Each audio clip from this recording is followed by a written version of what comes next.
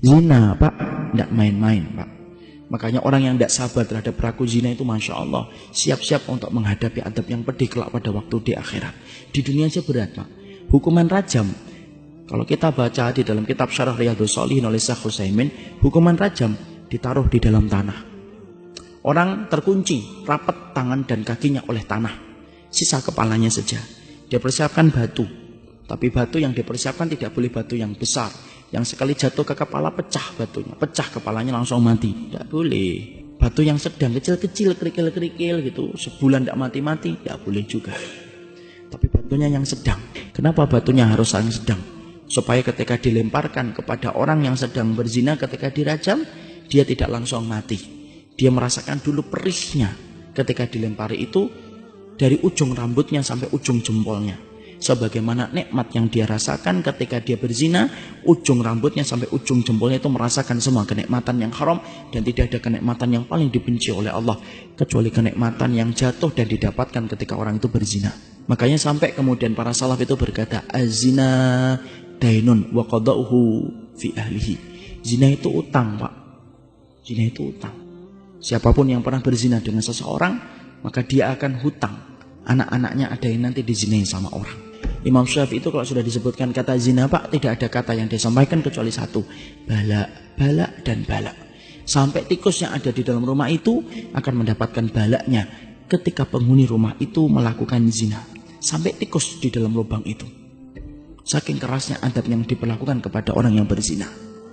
Makanya tidak main-main zina itu.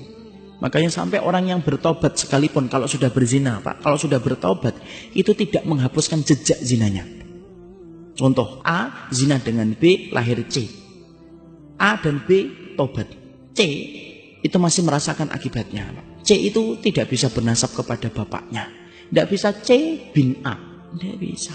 Saling mewarisi? Tidak bisa. Saling kemudian menikahkan nanti ketika C ini nanti menikah? Tidak bisa. Kenapa? C ini nasabnya bukan kepada bapak, tapi nasabnya kepada tempat tidur, tempat tumpahnya air ketika berzina. Walaupun dia sudah bertobat. Makanya saya ketika menerangkan tentang daurah masalah zina detail gitu, di salah satu kawasan di Jakarta ada yang keluar dari nangis Pak, meluk saya dan berkata, saya sudah menduga ini pasti tentang zina ini. Nangis beliau berkata, saya punya anak Ustadz Putri kelas 3 SMP, dan saya dulu mendapatkan itu di luar pernikahan, Masya Allah.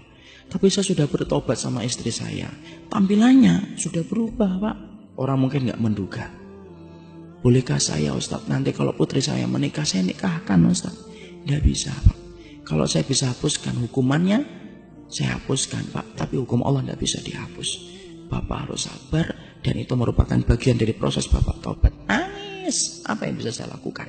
Nggak bisa saya lakukan apa-apa. Disitulah dari para ulama mengatakan apa?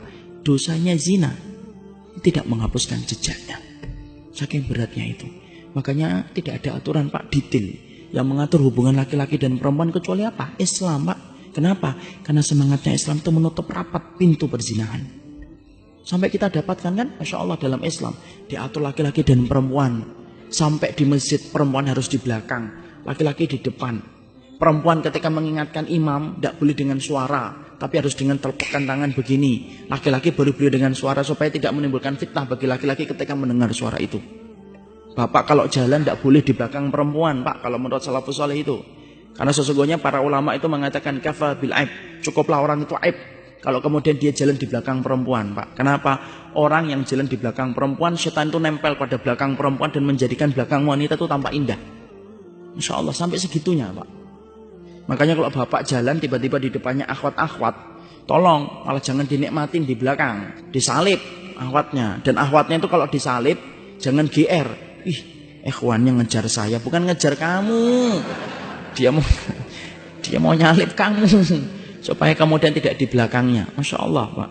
Sampai urusan itu. Sampai bapak ketika punya istri boleh nggak mesra-mesra di depan orang? Nggak boleh Pak. Untuk menjaga hati orang yang punya penyakit kotor supaya tidak tertarik untuk melakukan zina gara-gara melihat pemandangan itu. Coba sampai sedetail itu. Kenapa? Supaya menghindarkan orang dalam zina.